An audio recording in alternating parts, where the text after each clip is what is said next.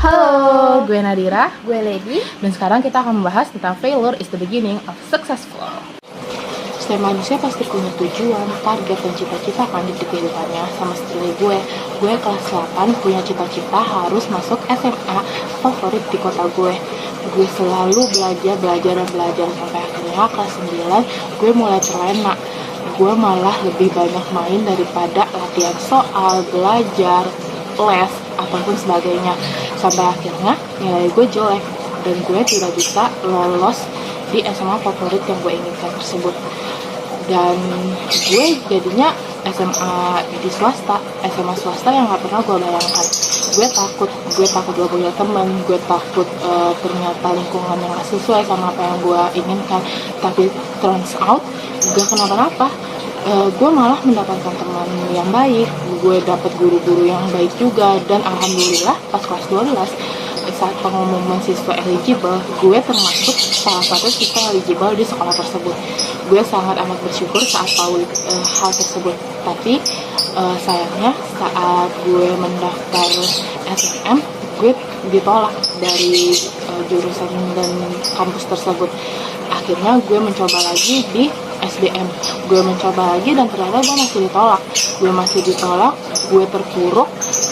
Tapi gue tetap bangkit lagi, gue tetap harus bangkit lagi agar gue bisa kuliah di tahun ini juga. Sampai akhirnya gue mendaftar mandiri di UPN. Alhamdulillah gue lulus di mandiri UPN jurusan ilmu komunikasi, yang notabene tuh banyak banget peminatnya. Gue gak nyangka sih gue bisa lulus di ilmu komunikasi UPN-PJ, dan gue bangga, gue senang, dan gue sangat bersyukur gue bisa menjadi salah satu bagian dari ilmu komunikasi UPN-PJ, karena dari teman-temannya, lingkungannya itu bener-bener asik banget.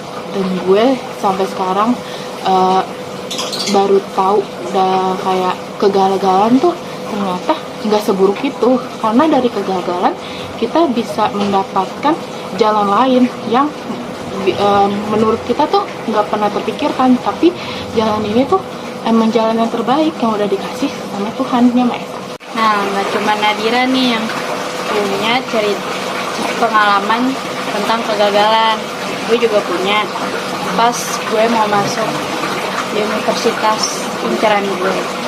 Jadi awalnya itu gue ngikutin UTBK dengan jurusan kampus, salah satunya kampus inceran gue, dua-duanya dengan jurusan berbeda. Nah, akhirnya gue ujian tuh, habis udah selesai ujian gue nunggu hasil kan. Habis nunggu hasil ternyata pas pengumuman gue ditolak.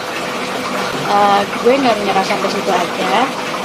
Akhirnya gue coba jalur mandiri di kampus inceran gue juga, dan salah satunya kampus gue yang sekarang di UTN.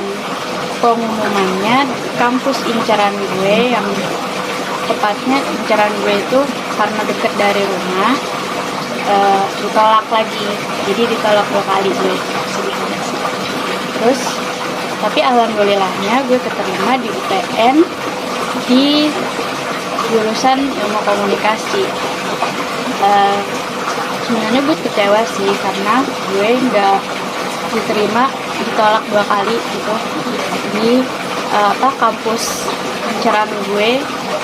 Kenapa gue ngincer? Karena gue deket dari rumah, jadi nggak terlalu capek gitu. Tapi gue bersyukur juga karena bisa masuk di kampus negeri. Jadi gue nggak jadi masuk swasta gitu, karena gue nggak dapet kampus inceran gue di dekat rumah. Gue bersyukur sih karena ternyata teman-teman di sini tuh baik-baik, asik-asik. Terus ya plus minusnya pasti ada sih, tapi ya asik lah, enjoy di sini. Jadi dari cerita gue dan Lady dapat kita simpulkan seperti yang gue bilang tadi, manusia emang punya target, tujuan, dan cita-cita di masa depan. Tapi sayangnya target, tujuan, cita-cita tersebut tidak semuanya berjalan dengan baik. Bener banget, Dir. Karena manusia itu cuman bisa merencanakan dan hasilnya itu balik lagi sama Tuhan Yang Maha Esa. Ya, setuju banget. Karena selain itu juga kegagalan tuh bisa dibilang awal mula dari kesuksesan, ya kan? Karena dari kegagalan kita bisa belajar banyak pelajaran penting, pelajaran berharga dari kegagalan yang telah kita lakukan. Jadi ingat, kegagalan itu Awal dari kesuksesan. yeah.